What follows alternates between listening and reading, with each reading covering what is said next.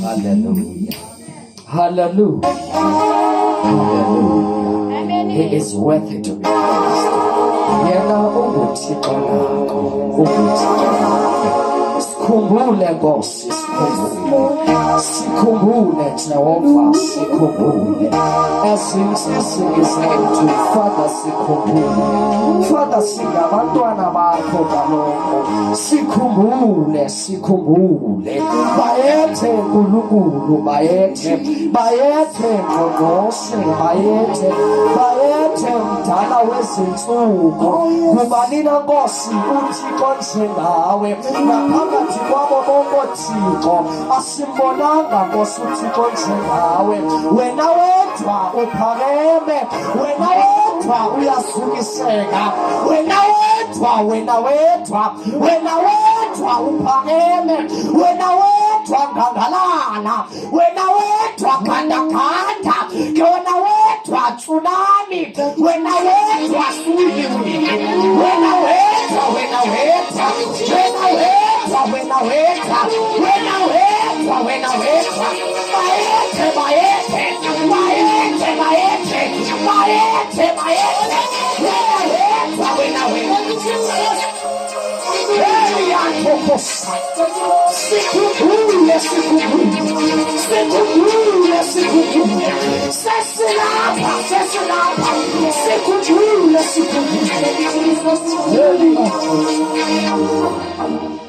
Oh Jehovah, sikhumbule Nkosi, sikhumbule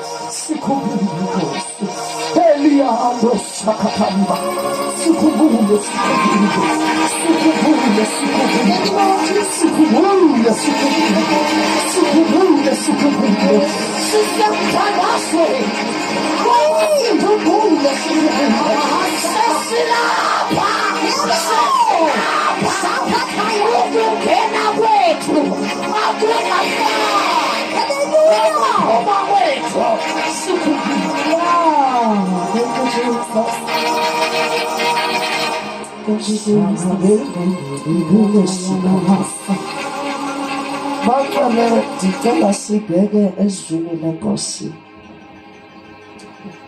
dicela sibheke ezweni leNkosi,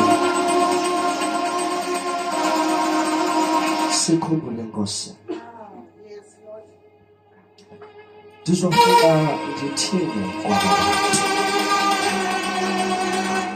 ngoba uyanaza ndikwazi ukuthetha. Ungoyiki, hamba apho uya khona nokuba ngumlomo wakho. Sengiqiniswe ngaloo mazwi, sengiqiniswe ngaloo mazwi tata, ngoba hamba apho uyakhona ndoba ngomlomo wakho. Ndicela sityhile amabhayibhile ethu bathandekayo kwincwadi ye-Exodus chapter 3 verses number 7. Ndicela sifunde nabayifumene egameni likaYesu. Exodus chapter 3 verses number 7. Hallelujah. Hallelujah, Jesus. Wathi uYehova, ndizibonile okunene iintsizi zabantu bam abaseliphutha, nokukhala kwabo ndikuvile. Ngenxa yabo babaqhuba kalukhulu, kuba ndiyawazi umvandedwa wabo, ndihlileke ndize kubahlangula.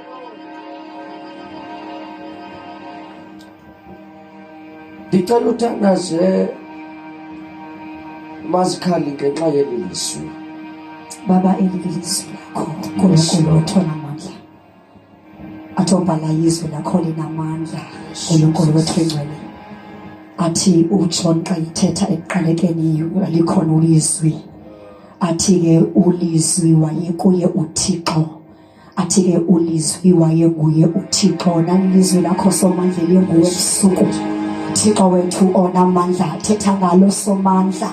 Sesithe nqwadalala kuyo le ndawo uThixo, size kuwe Lord God Almighty, sizova wena uNkulunkulu wethu onamandla onke. Sesihlakulile imihlaba yethu Thixo wethu oyingcwele, silungele ukuva wena. Thetha nathi ke somandla ebusuku, silindile Thixo wethu onamandla. Siyathandaza izwi lakho uNkulunkulu wethu onamandla onke lithi malisiwa kuthi. Baba wethu onamandla onke, izwi lakho lifumana indawo yokuhlala uNkulunkulu wethu onamandla onke, lingasuki lihlale nje Thixo wethu onamandla onke, kodwa lisuke lenze umsebenzi. Lithi Thixo wethu oyingcwele ukungena kwethu Lord God Almighty, lisuke lisithathe sakasata bahasuta rima ngene hosana bahasuya bahasuya. Siyakuzilisa ngayilizwi lakho ke Thixo wethu onamandla ke ebusuku, thitha ngayilizwi lakho ebusuku, siyathandaza egameni likaJesu. Amen. Angibulise bathandekayo egameni likaYesu. Bakhona besekutshiwo kwathiwa ndingubhongela egameni likaYesu. Ndingumhlali walapha eDuwa. Okubalulekileyo ke ayilo gama lam lafana, kodwa ukwazisa into yoba ndayamkela iNkosi njengeNkosi nomsindisi. Okubalulekileyo nguThixo ebomini bam. Ndisendoyika mana, ndiyazi ukuma phakathi kwabantu abuqhilika, kodwa ndithemba uThixo. Bendinengoma ebesoko ndiyihlabela apha endleleni ethi, wozani sihambe siye ezulwini siyobona amanxeba esakeni sakhe. Ewe wozani sihambe siye ezulwini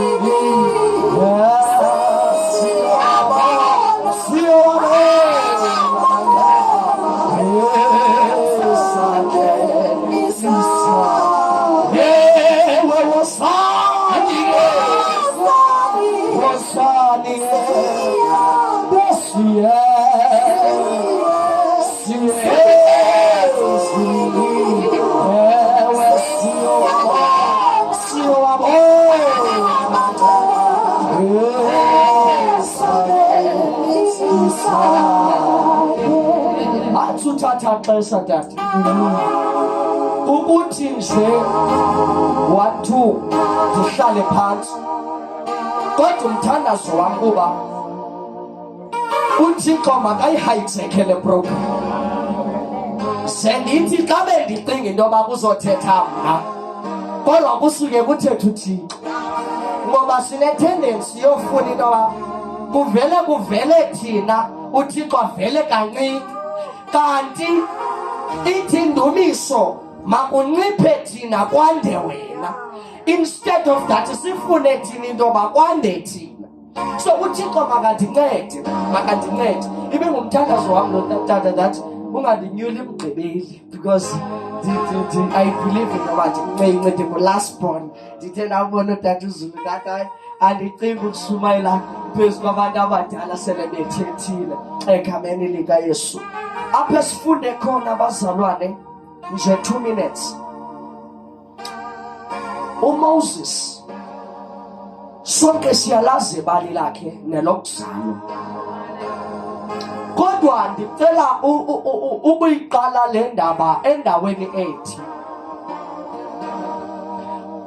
uMoses kubonakale esazalwa ngathi ungumntana wecebo likaThixo. If you remember very well, izawuthi iBhayibhile kwakubulalwa abantwana bangabafana, kodwa unina kaMoses wamfihla wayombeka emlanjeni. Kanti njengoba sindiswa uMoses, kusindiswa umntu wecebo, kusindiswa umntu ozoyokuhlangula abantu. Asambe wayisa, kusindiswa umntu angekabonakali. Ithi iBhayibhile wakhula uMoses. Ukhula ke ngoku uMoses, izawuthi iBhayibhile xa ngaba ndiyikhawulela kule ndawo endifuna uya kuyo, walusa impahla enhle. Ekwaluseni kwakhe uMoses impahla enhle, ubona elityholo livuthayo.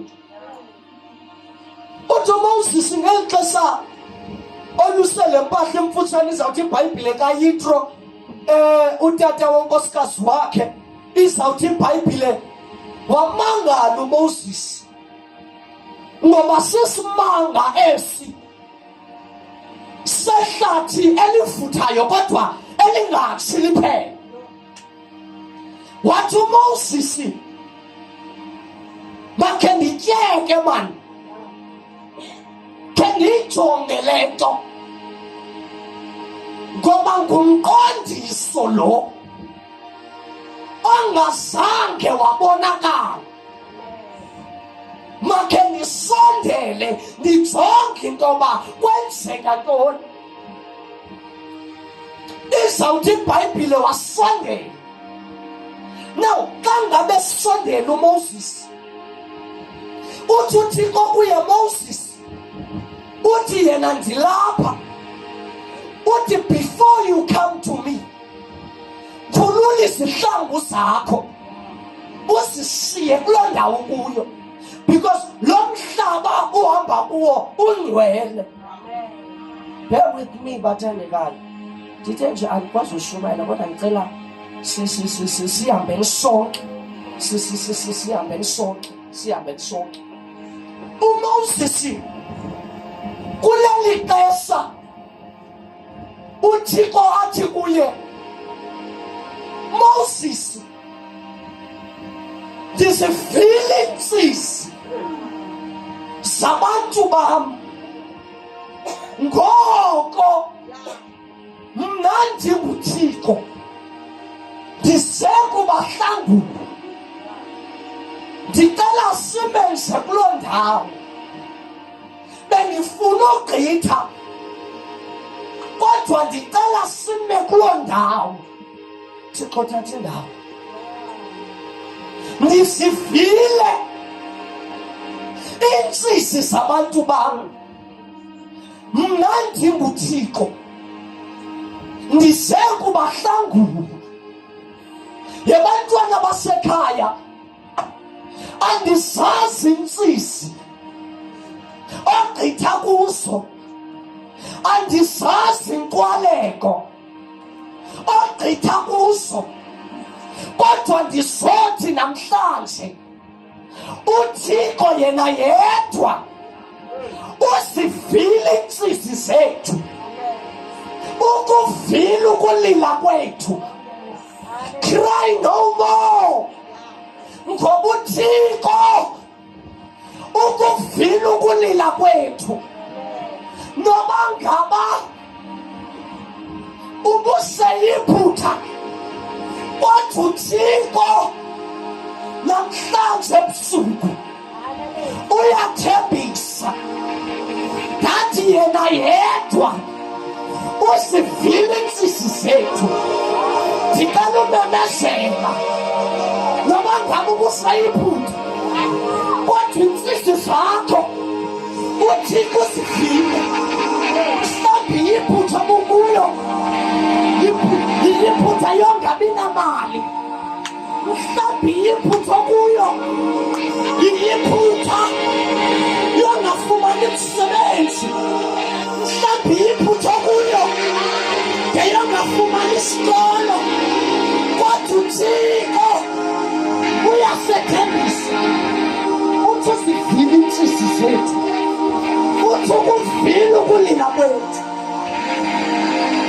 ukuvile ukulila kwethu. Ithi iBhayibhile tawutaka uthetha eyiphutha babeqinezelwa ngakumbi kuba babebonwa ngathi there is a rising generation. Ndikaluthetha nabantu abatsha, kuyahlalwa kuThixo noma imeko sivumi, kodwa kuyahlalwa kuThixo ngoba yena yedwa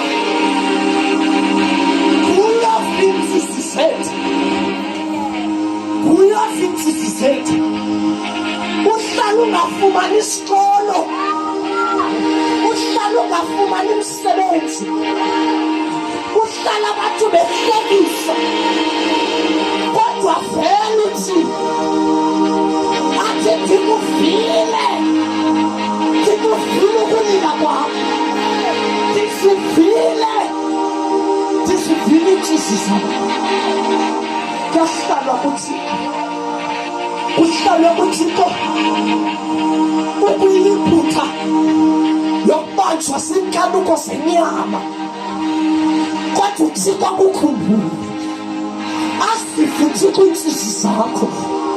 Uba ngathi uyathandaza, kube ngathi akuthandazeki, kube ngathi uyahlabelela, hayi bokuphela indumiso. Uba ngathi uyafunda, le module ayidingele, le subject ayidingele, kodwa ndizomemezela ngathi namhlanje sizonka kule ndaba uThixo sikhumbule. Ndizomemezela ngathi sizonka kule ndaba imeko zethu sesingafani nongena kwethu, ngoba size kuThixo, asizanga bantwini, asizanga bantwini, asizanga bantwini. Asikhumbule uThixo insisi zethu, selabantu behlekisa, bahlekise ngawe, bahlekise ngezolo lakho, bahlekise ngemeko yakho kwenu, kodwa uThixo akukhumbule, akukhumbule uThixo, ngoba yena unguThixo njalo, unguThixo njalo. Uke wathi kuHagari, wathumela isithunywa, wathi Hagari usukulila, ngoba uThixo ulifile uzime kwekho yabantu abasekhaya ndicela umemezela bathi unguThixo nako unguThixo ovula uvaliwe unguThixo ofohlayo unguThixo ibhidesa ungugandaganda yena uyitsunami useswini uzawuthi uzungu esihlabelela ufike useni sebenzi basanzile ebusuku kodwa sokufika abantu abatsha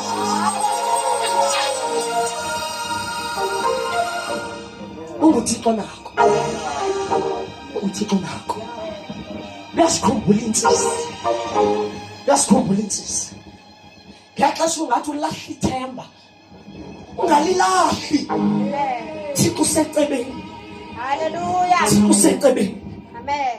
Thixo usecebeni Hallelujah. Thixo usecebeni ungalilahli ithemba ungalilahli ithemba ungalilahli ithemba ungalilahli ithemba noma izolo lakho linjani noma abantu bathini ngawe kodwa ungalilahli ithemba